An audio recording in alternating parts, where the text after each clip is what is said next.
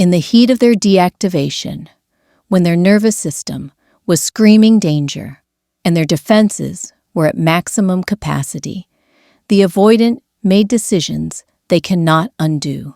They ended the relationship abruptly. They said cruel things designed to create permanent distance. They ghosted without explanation. They chose someone else to prove they were fine without you. In those moments, these moves felt necessary, even justified. But time has a way of stripping away defensive narratives, and now the avoidant sits with the devastating recognition that they destroyed something they actually valued. The regret is not abstract or theoretical. It is visceral, consuming, and complicated by the fact that some actions cannot be taken back, no matter how deeply they wish they could. Subscribe to understand what's happening in their mind now, and why regret alone never translates into the changed behavior you actually need. The realization that fear made them cruel. When the avoidant finally calms down, when the immediate threat of intimacy has passed, and they can think clearly, they begin to see their own behavior with horrifying clarity. The things they said were not truths about you. They were weapons deployed to create distance because closeness felt unbearable. The way they left was not about your inadequacy. It was about their inability to tolerate vulnerability. The cruelty they demonstrated was not who they actually are, but who they become when their attachment system is activated. This recognition brings profound shame.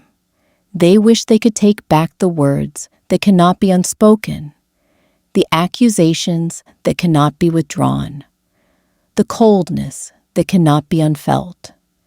They replay scenarios where they could have communicated their overwhelm without destruction, where they could have asked for space without annihilation, where they could have been honest about their fear without making you the villain in a story that was always about their own wounding. But they did not choose those options. They chose devastation, and now they must live with being the person who caused unnecessary pain because they could not handle their own feelings. The moves that created irreversible consequences.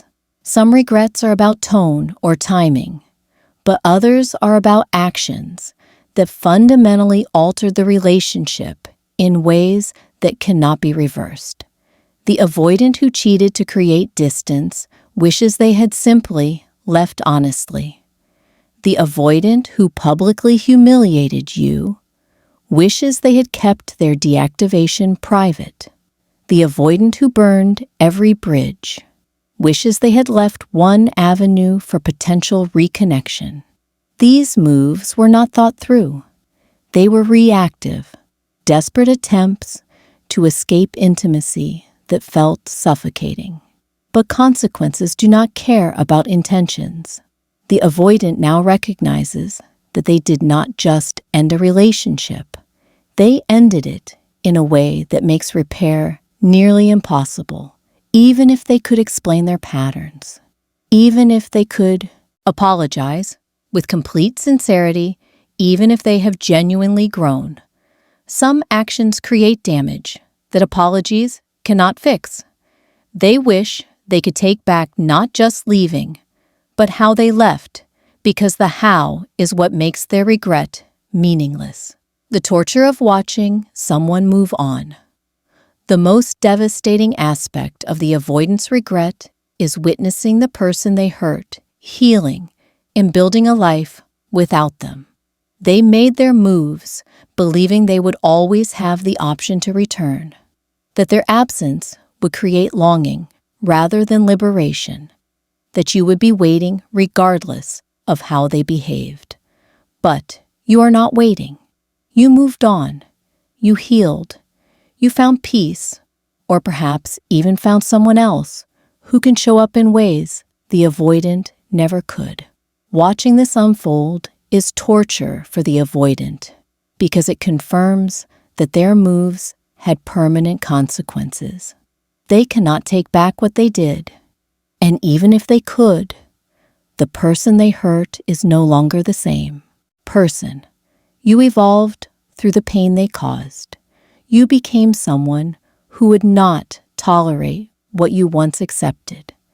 The avoidant wishes they could take back their moves, not just because they caused harm, but because those moves cost them access to someone who was willing to love them, despite their patterns. Now that willingness is gone, and no amount of regret can resurrect it. Why regret changes nothing without action. The avoidant can wish they could take back their moves for the rest of their life, but wishing changes nothing.